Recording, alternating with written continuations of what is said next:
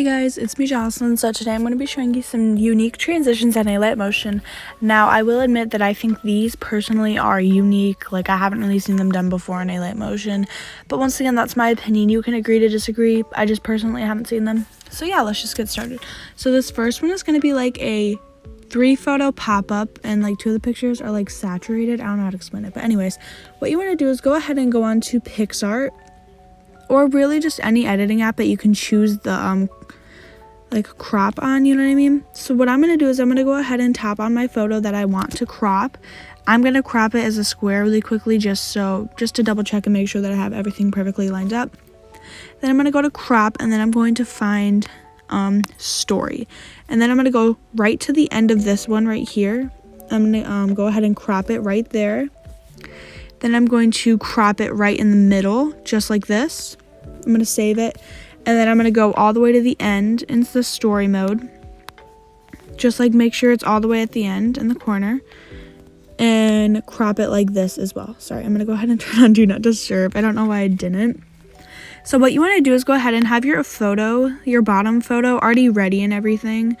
You can make it as long as you want. Obviously, if you're doing an edit, it's not going to be much of a choice. But yeah. So what I usually do is I go ahead and just add in my 3 photos. Oh wait, never mind. You don't need to crop them if you don't want. That's just a different way that if you want to do it. You don't need to. You could just crop them all the same size.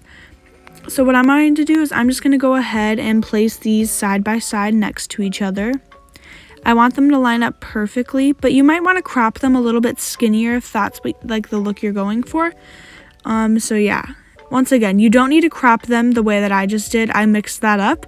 But if you want to, go ahead and feel free to. It'll still work.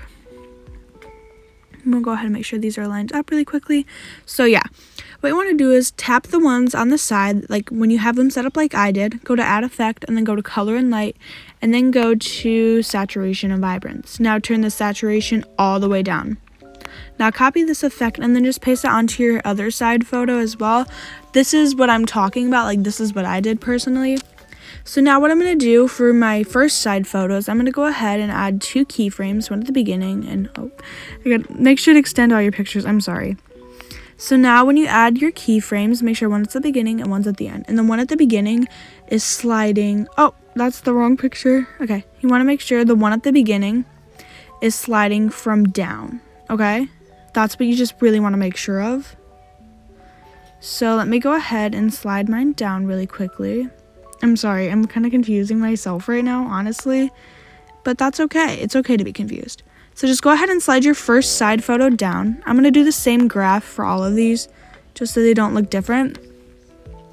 And what you want to do is go to your middle photo, add 2 keyframes, and slide that in from the top. So just slide it up on the first keyframe. Whoops, I want to make sure it's perfectly. Okay, and then just go ahead and go to your side photo and then slide it in from the bottom once again. You know what I mean? I hope you guys are understanding what I'm saying, or at least I hope I'm explaining it okay-ish. Okay. So and then I'm just going to add the same graph. And this is the 3-person slide in. If you'd want, you could go ahead and add on like a long rectangle right here. Like I'll show you what I mean. I'm going to make mine black, but you can make yours whatever color you prefer. I just do black because that's like the look I like of it. You don't have to do it if you don't want to. I just prefer it, like I said. So, or you could even do gray. It's honestly, it's all up to you. Like, I mean, it's your preference. So you can do whatever you'd like.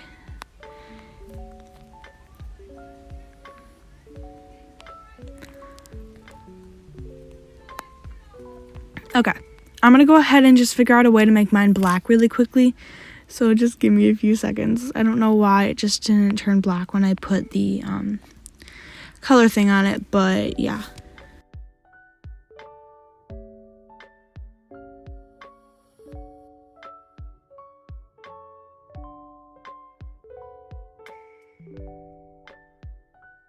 Okay, I guess the best we're going to do is gray. So we're just going to go ahead and make that like 45 degrees. And we're just going to go ahead and stretch it like this along each of the lines. Now you want to make sure it's stretched out all the way across your photo. And you just want to slide it in with the way that it came from. So for each of these lines, you're going to slide them in from the top. is what I would say.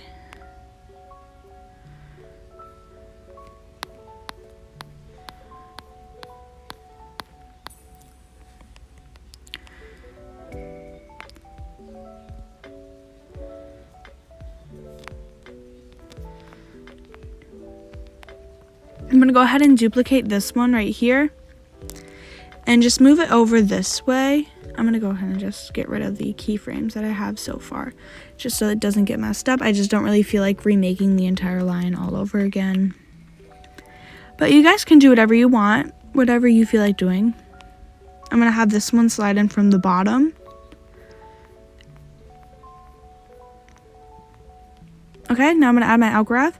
And this is the final result. After you add motion blur, it'll definitely look a lot better, but this is just what I have.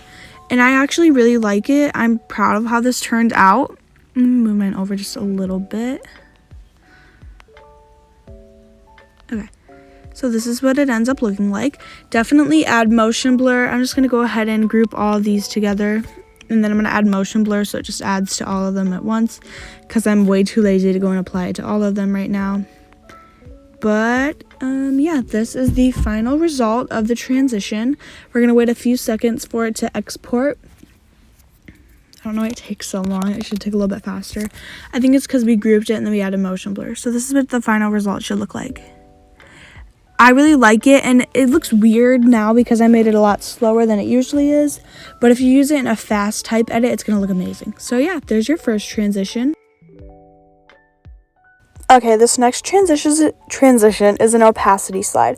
So what you want to do is go ahead and extend your second photo a little bit over your first one and turn the opacity all the way down, and then add a marker for where you want your photo to stop like sliding in at, and you want to add a marker for when you want the opacity to turn up. I'm just going to do mine right here at 115 just because it's kind of an easy number for me to remember, but you can do whatever you want, whatever you prefer. It doesn't really matter. So I'm just going to have my opacity turn up all the way right there. So at 116 is when it's going to end. So what I'm going to do is I'm going to go ahead and tap the keyframe button, and then where I added my keyframes for the opacity, I'm going to add them for the move and transform. Now you can slide it in or away from any direction you want. I usually just prefer sliding it just to the left or the right, just because that's what I like. You guys can obviously have your own preference. And then I just did an outgraph, and this is the opacity slide.